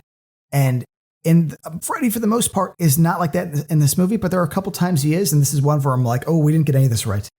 I don't need him being overacting these movements, because that's a little bit kid. That's later Elm Street. And, that's not the best. You could have him be a little fun, but yeah, don't be goofy. Don't be like straight up goofy. And so I would have cut this. I would have cut this scene. What? Cut it? I would edit it. He would hit the one pipe and then it hit the ground and then the thing would fall on top of him. That's how I would cut it. Oh, okay. Yeah, I'd be fine with that. I thought you were saying cut the scene. I'm like, what? No, you cannot cut Jason and Freddy in the dream world for the first time. That cannot be cut. That very specific scene where he's bouncing like an idiot, I would cut it. Yeah. Not the whole thing. You could have him hit the pipe and fall down, but I would definitely cut into it, is what I should have been more clear. And then, of course, cut into it. Oh my gosh, yes. And then we got the part that we both agree on, that I've seen people in the comments disagree. It's where Freddy decides to throw water down, becomes now green, and Jason Voorhees is nervous. Yes, and I've seen too, if there's the argument of, no, this is just his subconscious. So yeah, it's like, yeah, he might not act like this in the real world when he's around water, but this is something that he feels subconsciously. And it's just like, No. It's them. They fucked up. This isn't good. They tried to do a whole Freddy's represented by fire, Jason by water, and I get what they're going for. It doesn't work. It's stupid. I don't like it. Jason is not afraid of water. It's very dumb. There's a lot in this dream sequence that I think it's just fucking stupid. The line reading of, I'm gonna obviously not say this perfectly because I'm just going off memory, but when our old friend here is like, you know, Freddy's afraid of fire, Jason's afraid of water. How can we use that? It's like, oh, my heart hurts. If Jason being subconscious or having a subconscious fear of water is stupid for this only reason that Jason's been going in the water quite a bit. If Jason's been in the water in one movie prior to this, I might be like, I guess I'm holding on to something. But he's the first one in, like, all the time. He's in the water when it doesn't have to be. I mean, it's one of those things that to say that it's deep in his mind that he's afraid. It's like, yeah, but it never shows up. So that's he could be afraid of fucking centipedes too with that logic. Maybe it's deep in his brain because he lives in the woods. He could be afraid of spiders. Like, yeah, you're just pulling out of your ass. Though that's dumb. But when Freddy goes deeper in his mind, I get my favorite scene in this entire movie, and I want to talk to you about this because this is like how I want the next Jason movie to start. In his mind, it's the swampy area, and he's this little island with a dilapidated house, and he just carries his victims back, and then what I believe just to like sit there and hang out and kind of wait. I love this part, dude. This is the stuff where this dream sequence works. So now we get to see like what his mind is, and that's exactly what it is. It's just kill.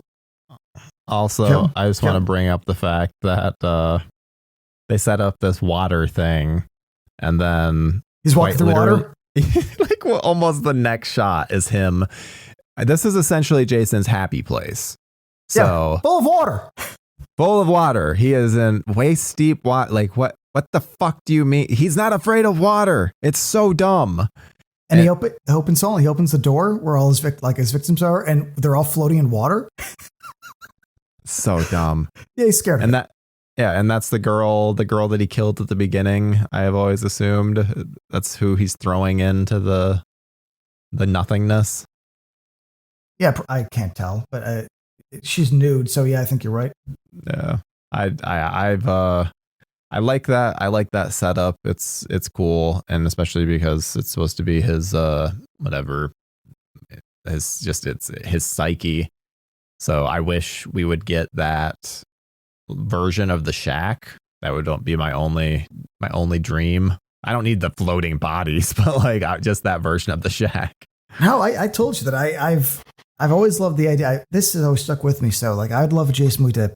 Well, I said start, but I guess it could end. Let's say this is a Jason movie, right? Where Jason doesn't die. He kills everybody, or the lead finally escapes, right? She gets away somehow, like gets in a car and drives. And then Jason, we just see these like cross dissolves, him like traversing just in the woods more and more, cross off. So he's so fucking deep in that it could be, this is like the Amazon in a way. Like he's so deep in that we'll never find him. And he goes to this dilapidated shack that looks like this, like a haunted and foggy and shit. And she's like kind of goes in, and I just sits down, right? And then we cut, and he's full of cobwebs. Like it's like a year and a half later, there's black widows scrawling around, and we hear like a girl go like, and he fucking wakes up. Time to get back to work. That's what I want, and that's what this representation gives me. It's like, ooh, the primal need of Jason just to hunt and have a place to call his own. To put his hat down, briefcase. He's home for the night. Can't remember if this happened in one of those, because I've read multiple unproduced Friday the 13th scripts because I had to read them from work, and so I'm not sure if I read them from this and got the idea from one of those. So apologies if that's the case, but I've always wanted Jason to, it's essentially him sitting down, like you can make it a post-credit sequence even, where it's him going back to his shack and essentially hibernating. Yes. Him setting his machete down, sitting down, and it's just like sits there. And then you can even do the little tease of like, there's like a girl that screams and like his eye opens. Like there's many different ways to do it, but it's like, I just want that. I need the implication that Jason just sits in his shack hibernating until there's people to kill around. Exactly. He waits. Like he said, exactly. He's not doing anything. He's not eating. He's an entity that is now at rest until the time comes that he needs to be active. Because his purpose is to kill. And if he doesn't have anything to kill, he has no purpose. So he just sits there. I like that. Goes to sleep mode. Exactly. So I also want to bring up too, Jason was not bullied he was neglected by counselors. If he were bullied, he'd have killed kids at various points in the series. The sheer fact that he forgoes killing kids at multiple occasions says that he was treated quite well by his peers, which kind of makes sense because the version of Crystal Lake that we saw in Friday the 13th, the first one, they're singing Kumbaya and it's a sing about Jesus type of camp. Makes sense that he wasn't being bullied there. So I fucking hate I hate this. I hate it so much. Jason was not fucking bullied. Jason was neglected by the goddamn counselors. I'm a little more in between. You are absolutely correct. I always we just got done watching 10 movies. When was he bullied? I'm saying that I don't care. I'm one of the few people that I like third rails in horror. So if he killed more kids, a couple dogs, like I'd be fine, whatever. I'd do something. So I don't really care. You're correct though. You're correct. But this is just setting up Jason to be the good guy. That's all this is. Jason's a good guy, and you're right. Though, we at least get a little appreciation that she goes up to get Jason some help, and the counselor's like pegging the girl. And it's Freddy. He turns around. It's like she's a dead lay. I was like, and Freddy came in for the steal, dude. No, you're right though. But it's a cool idea that they go back to the Camp Crystal Lake. And it's the 50s, and the camp counselor wasn't watching. Which ultimately is the reason, I guess, that he didn't get saved. So they still get that right. He wasn't bullied, but I don't know. I guess I'm not as attached to that concept as much. I hate it. I hate it so much. I can tell. I can tell. It's easily my least favorite part of this. I hate it so much. It's the pinball sounds for you. That's this for me, because it's just like, no, there's 10 movies that say otherwise. Why are you adding this now? To make him the good guy, because he's the good guy. Freddy's the bad guy. He's not the good guy though. He's not. But they're setting him up to be the better one out of them. Out of the two, they're saying like, Jason at least has a little bit of sympathy. Freddy Krueger. What? Who does Jason kill in this movie? Is it all deserving people? Is it Freddy that kills all of the sweet people? I'm saying that if they're pitting two people together. I'm agreeing with your idea. Oh, yeah, I know. He's a murderer. He's a murderer. He's not a good person, but I like the idea personally that they took my guy and made him the hero when clearly he's murdering a bunch of innocent people the entire time. It's a flawed narrative, but I appreciate it because I'm pro Jason. So I'm like, yeah, he's a good guy that has been murdering these innocent people who have done nothing wrong this entire movie. But yeah, Jason. Because they set up like pretty much everyone that Jason kills, they make a douchebag in some kind of way, even if it's a little way. They do it in some kind of way where, they really do. And like, Freddy, he's killing Gib. He's killing. Freddy kills Freddy kills the heroes or like the main characters. Jason kills essentially all of the side characters. Just thinking, dude, Freddy doesn't kill a lot in this movie. No, but he does kill the best characters, Gib and Mark, and his are, which I think interesting.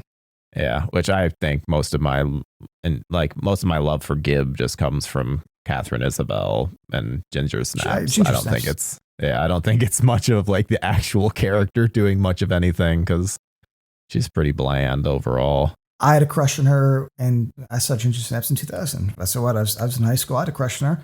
So when I saw this, I had a crush on her again. She's a cutie. I think I was at a convention. She seems like a cool girl.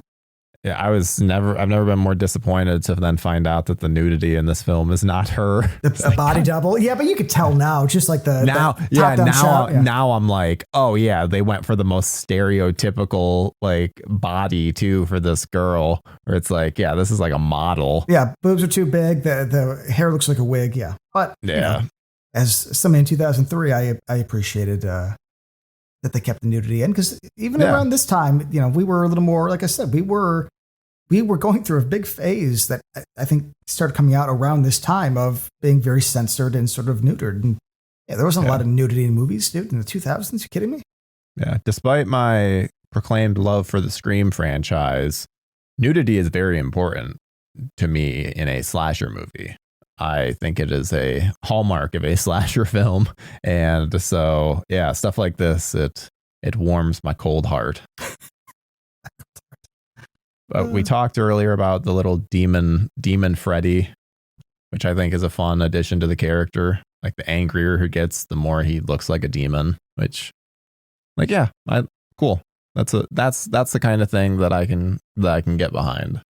It's funny that I remember the trailer so well, is that this scene is in the trailer. It's not dream colored. It's like real life. And I've always kind of wished they kept it like that. I don't know why. I just like that idea. I was like, there's gonna be a cool demon Freddy like that he turns into, and it's just a dream. But yeah, it's a cool look. That kind of look of Freddy, I almost wish that's a good interpretation of, like, I want somebody to do a sequel, and then that should be the sort of groundwork for where you start from. Like, that's a good change of Freddy. I would be down for, which I guess would be a little too different for people, but I think it's cool. Yeah. Looking. A little too amped up for me. I would like something a little more in between if it was going to be that. I don't mind it as something where it's like a brief moment, but I wouldn't like it long term. Looks too much like the Satan from Tenacious D. Oh, come on.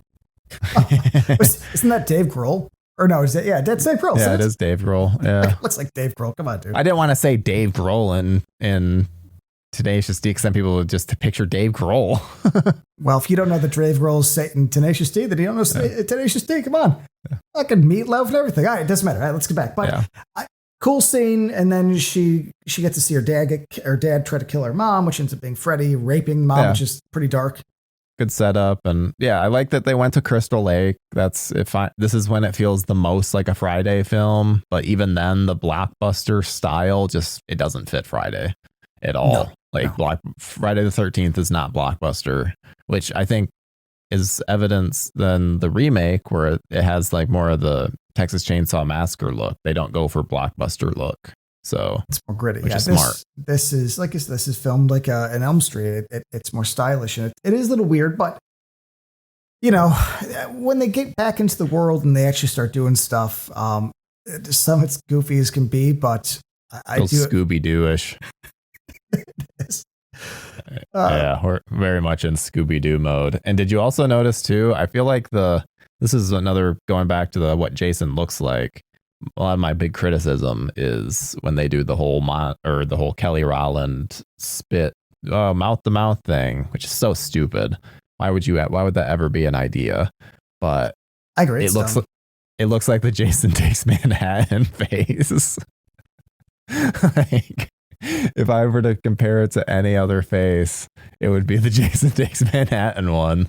So it's just I guess you're right. Funny. I mean, I'm a little disappointed that they don't show it, but yeah, that sort of side angle, it does have the sort of frog-like look. Yeah, Muppety thing. Yeah. Doesn't work for me. But I don't give a shit. And the face doesn't actually fit the look of the head either, which I always thought was weird. It's like clearly just a different it's a different look. Yeah, but let's get in. This is the big showdown. Freddy gets pulled into the real world, which I love the whole setup to that, like with Monica Keena and him. That's Elm Street. That is so Elm Street. How it's shot, how it's Freddy being a little pervert. Yeah, it's great, and it has that sort of modern editing and stuff. So it's a cool modern. We have a new modern Freddy film in here. It's just mixed in, but absolutely that whole sequence is great. I think it's really cool. And he gets pulled out. And I'm just going to mention this now. This is the other part of the movie, or this very specific thing that happens that I absolutely hate, because I think it goes against Freddy.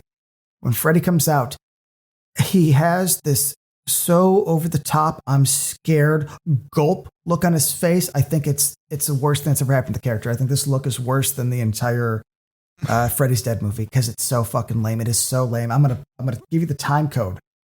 I know exactly what you're talking about, because I can picture how the glove even looks when he's doing. Exactly. And Jason flips over the table and 1:17:20. He has this stupid look on his face that is so. I mean, and yeah, he gets the glove near his face, and he's like, "Oh dear, oh dear, is that a monster? Like that's what I'm hearing in my head. I'm like, what are we doing? Like, why the fuck would you put Freddy in such a bad position? It's the pinball version of Freddy. And so I guess I'm saying is that he is a pussy in the real world, though. I like that. No, not like this. He could get beat up in the real world. He could lose, but you can't give this fucking damsel in distress look covering his face like it's a handkerchief. Are you kidding me? No, dude. Only thing I'll say is I think it's more the shock of the situation. He's about ready to kill Laurie. And then, like, so he's got that high of like, oh, I'm finally going to do it. And then it's like, oh shit. And he sees the fire and shit, which he don't like fire. And he turns and is like Jason too, who he's been tormenting. And he just like fucking sent him down a nightmare of his own. So I'm just saying, playing devil's advocate. I don't hate it like you do. This guy, I like that scene. He's been to places and times and realms that I can't even comprehend. He's been to places that have answers, no questions.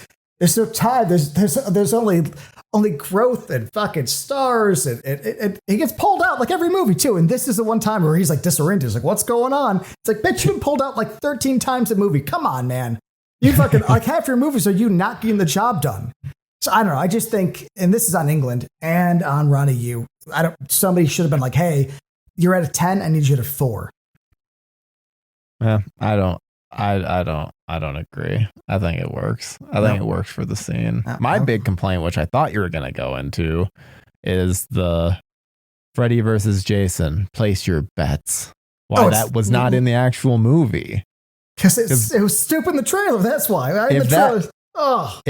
If that happened, if this movie was made in 2024, that line would have been in the movie. And it's a great fucking line. Dude, no. I remember it in the trailer. It was lame, the trailer. That's the other version of like, place your bets. He's afraid of water. He's afraid of fire. How can you use it? It's so lame. But they don't need to. They don't need to say Freddy versus Jason, but the place your bets needed to be in there. Place your bet, like with all this dumb shit that has gone on in this movie. Well, you're gonna get real mad at me because I'm gonna defend a line that's very controversial later. Well, hold on, because once he wakes up, there is a really cool scene where he grabs Jason and runs him through all the window frames. Jason becomes a little too kung fu here, or not Jason. Freddy becomes a little too kung fu here for my liking at times. Just like he's fighting at a speed that I'm like, I don't know, but whatever. But I think this is a good example of every once in a while they get something right, and Jason is a blunt force strong guy, and so have him destroy half of this wall using Freddy's body, I think is a great way to start this fight. Yeah, I wish it did. I wish it didn't look so stage play. That's my biggest complaint with a lot of the action, is it does look a little like it's like, oh yeah, we can tell when Jason's going to pop through the door, because it's almost like that animation look where it's like, oh, you can tell that thing is like a moving animation versus the set background. Oh, that's going to change, which I kind of get when he gets pushed through all the windows, which it's crazy too. Like nowadays, I don't think Robert Englund would have done that stunt. It's why the fuck did he do that stunt? That's insane. Because he does that stunt. They show it in the behind the scenes. It's like, there's no reason for you to be doing that. Because like you said, that's not really a stunt. It's probably all just, I don't know, cardboard and fake stuff. I don't know. Still, I think it would still hurt. But we got it though. We got it. And he's not going to do it now. So let's appreciate the fact that we actually got it. Yeah. Well, and I wish that they had given Linderman a more impactful death, because we haven't really talked about him, but that actor is in a movie I really like called The Girl Next Door. And there's a whole porn star element in it. And he's like a director guy, and he has these minions. And I always really enjoyed him from that movie. So I like him in this because of that. But he just kind of dies after giving Kia her little baby arc of liking a nerd. Like he just dies. Yeah, it's like they took a plug out of him and it's just pouring blood. Yeah, well shot. Very well shot. You get the point across. I think it was more like a hero's death instead of like something, because he's a little dork. So maybe it was more of like something peaceful instead of him like, I don't know, getting his head chopped off or thrown through something. Just heads up, I worked theater when The Girl Next Door came out, so I completely forgot that existed until you said it right now. And I'm flashing back because, the cute blonde, and he was the dude. Okay. Yeah. Anyone that hasn't seen that film, because I do feel like it's been lost to time a little bit, check it out. Because Girl Next Door, fucking great 2000s film. I still think of that as like a new movie, and that's where my life gets complicated. Because, it's new. Like 2004, it's 20 years old. Yeah, we're at the 20-year point. Fucking insane. Okay, so then we get the Kia versus Freddy showdown. Everybody cheered. This is a great example. She's talking shit, running her mouth. And I'm gonna say it right now though. The House Sweet Dark Meat is very stupid, but I love how mean it is. Of course, Freddy would say something racist. He's an asshole who's trying to rile up his victims. I've never felt that was out of character. That's exactly what Freddy would do. That's very Freddy. And that's very fucking tame. It's a controversial moment online, and even the writers address it in Camp Crystal Lake. I know. I just think it's appropriate for the movie, appropriate for the character.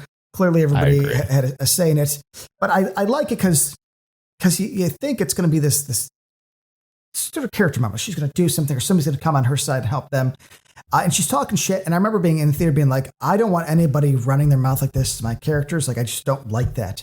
But it's the Scream moment. Exactly. So, but they handle it well. So I'm like, okay, where are we going with this, guys? Because there has to be some sort of payoff. Because if not, she wins the movie. Then, Freddy versus Jason, but Kelly Rowland wins, and then Jason hits her with the force so hard that she gets a motion blur into the tree. Bravo. Okay, so the only thing that I'm gonna change about this scene to make it better, and it gets rid of my Linderman issue.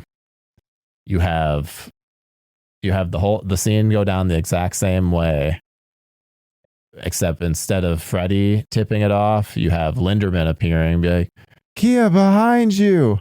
And Linderman is right by that tree and goes by the same way. Kia turns, Jason hits her into Linderman. Oh, kills them both by impact? Exploded little that's because otherwise it's just like Linderman just dies. I don't know. That would have improved. That's how I improved the Linderman death.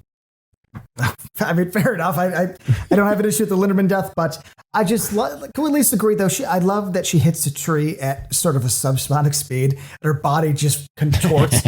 It's like he threw her like 200 miles an hour. I don't know. I appreciate that's the kind of cartoon shit that I think works in this movie, as opposed to like when he's hitting the propane tanks. Like, that's a good example of when the cartoon doesn't work. Because in reality, she would have exploded in like just an explosion of carnage. Yeah, that's what happens to bodies. Yes. Yeah, when they're thrown at that force, that doesn't, especially a tree that thick, like it would not have been pretty. So yeah, the fact that it's just like, I love her over exaggerated, like her reaction to it is so funny. It's almost like it's almost like she's getting electrocuted, not that she's getting thrown into a tree. Exactly. I love it. And this is the fight itself between Freddy and Jason is so over the top bloody that it just works. Like the darkness of the blood and how it sprays out like it's Kill Bill. It's where the Ronnie Yu of it all works to perfection. And I appreciate that when I first saw it. I appreciate it ever since. And it's something that I think is what really actually makes this, I think, stand the test of time, is that it's very specifically the blood in this is so aggressive and so over the top that I just, it fits everything. If it was a little more grounded, I just think it would almost come off, I don't say boring, but it would probably be underwhelming. I think like at the end when Freddy's stabbing Jason, it's just these blood squirts after blood squirts that the mask becomes like stained and red. I'm like, okay, we're having a good time. We know what we're doing. That fight on the dock is probably my favorite part of the fight, only because they're just stabbing each other to death, and all it is just getting covered in blood. Exhausted stabbing too. That's one of the things I love the most, because I watch MMA, and I've seen guys in the 5th round where they're just, they're putting it all in. They just don't have the energy, but then you just see them do like these little things. And that's what it reminds me of so much is they're just doing whatever they can with the little bit of energy that they have left. Jason's crawling on the dock and Freddy's, he's wounded, of course, because he's not giving it his all. He's just kind of has this like sort of wounded swing to Jason's back as Jason's crawling. It's just blood and chunks coming out. It's what I want. This is what I want, because anything else besides what they give us here, just in terms of like how stylistically bloody it is, again, not to repeat myself, but I think it would have come off underwhelming. Yeah, I agree. It's where the payoff of the whole setup of the movie really lands, because Ronnie Yu he got it. He understood the assignment in a way that that's why I think the Looney Tunes argument works well for this. It's Freddy versus Jason is just a Looney Tunes movie, and if you don't like that, then you don't like that. But I like that. I like that a lot. It's the only way to have done it this deep into the movies. I always want to fight people. Like maybe if it came out right now, and there hasn't been an Elm Street movie since 2010, and there hasn't been Jason movie since was it 2009, if I'm correct? Yes. Like if they came back now and made it ultra serious and ultra grounded, maybe, because we're so far removed. But we weren't that far removed. I mean, the Jason and Freddy movies are still being played on TNT and on USA up all night. So, we were that far in the tooth where I think being a little cartoony probably worked to its benefit, as opposed to what I know a lot of people would argue to its disadvantage. I would hate a serious Freddy versus Jason movie. That sounds terrible. I mean, maybe they could make it work, but I don't know. I want entertainment. I want fun from something like that. I don't want what it actually is. Well, because the idea of pitting them together, I'm sorry, it's dumb already. I'm the only person in the world who loves Jason, loves Freddy, loves Evil Dead, and think that would have been the dumbest thing ever. I don't like things fighting. I love Predator. I love Alien. Dude, if the more you get into that mythology, the dumber it becomes. It's like, how about we just keep things separate? As you get older, the thing I've come to realize is more is almost never better. And putting things together is even worse. The worst thing that ever happened was universe building, and fucking thank God that, this ended the way it did. It could have been so much worse. The whole movie could have been the pinball part, if they wanted to. So I think we got a vibe that worked. We're mad about not getting a sequel earlier, but maybe it would have gone even more off the rails with all the stuff you didn't like, which is the pinball. That is true. This could have been more Seed of Chucky, Yeah. And as much as I dislike Monica Keena, I do like that they have her involved in killing off of Freddy, because I feel like that's very appropriate. You need to have the human do something. You need to have the final girl do something. It can't just be them battling. So I like that they do that. And they also, explode the dock in an extremely insane pyrotechnic way. So that's cool. That's a interesting way to do it. It's a great decapitation. It's an old school decapitation where you have the dummy where the blood's squirting out. Yep. And you're right, the slow motion dock blow up thing. It's cool, man. It's cool. And proper usage of slow motion too. Absolutely. And it ends the best way it could, where Jason's back in his happy place with Freddy's head because he won. Oh, it's a dream. Oh, we don't know one. Well, he winked. He winked. That's all you have for is he winked. I'm sorry. Whose dream are we in? Who's holding who? Who's holding who? Freddy's a fucking head. So I'm going to fight anybody that's like, boop, boop, boop, boop. No. Your guy lost. He lost. Is he out forever? No, because this never ends. But he lost the fight. Admit it. I will say that I think the ending is perfect because it gives both fans an excuse for their guy winning the battle, and it's awesome. Bullshit, fracking. There's no excuse. Open-ended. Oh, I said it when I walked out of the theater that the night before it aired, and everybody was all, "Ooh, should have been Freddy." No, it was Jason. It was Jason.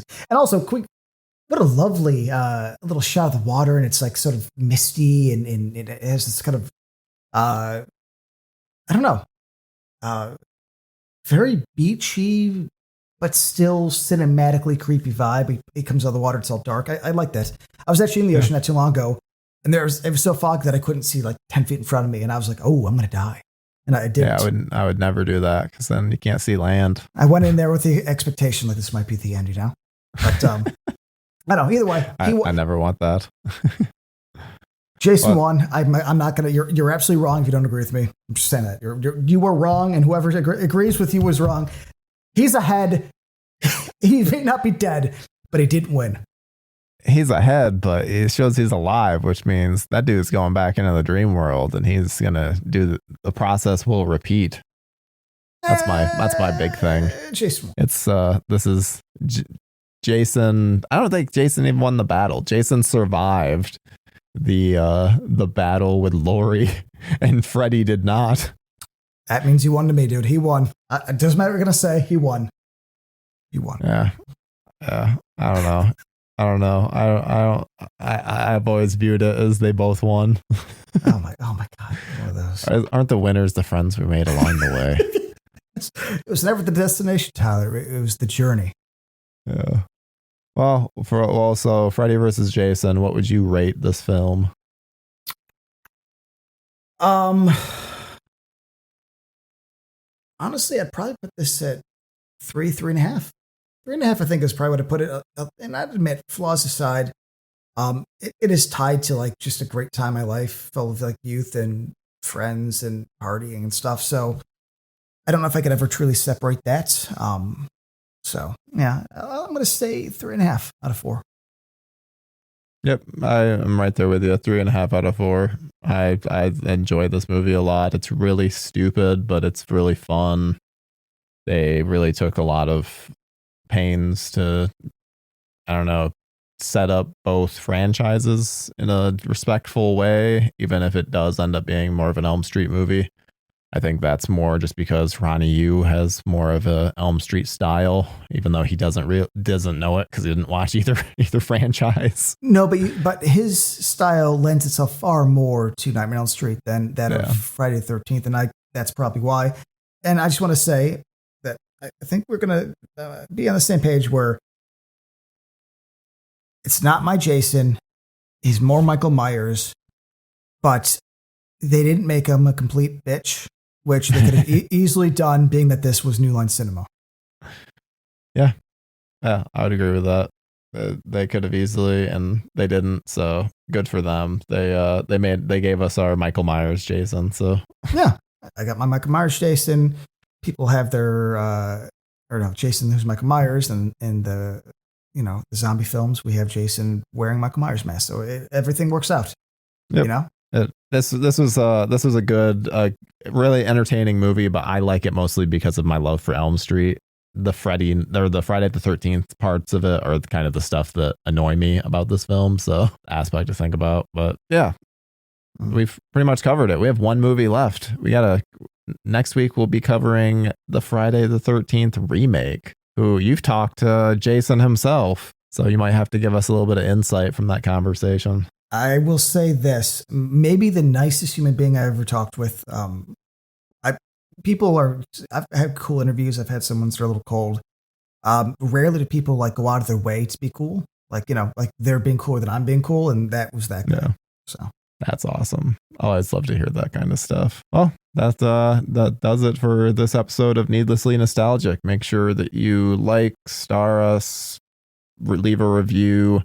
You can find us on Instagram. You can also email us at needlesslynostalgic@gmail.com. And yeah, that's pretty much it. Find us on pretty much all of the major podcasting platforms. We will see you guys in our technically final Friday the 13th episode, even though we're doing a ranking episode, but final of the entries. So this has been a very long journey. Very excited for it to come to a close so that we can go on to something else. But yeah, that's all for this episode. Goodbye.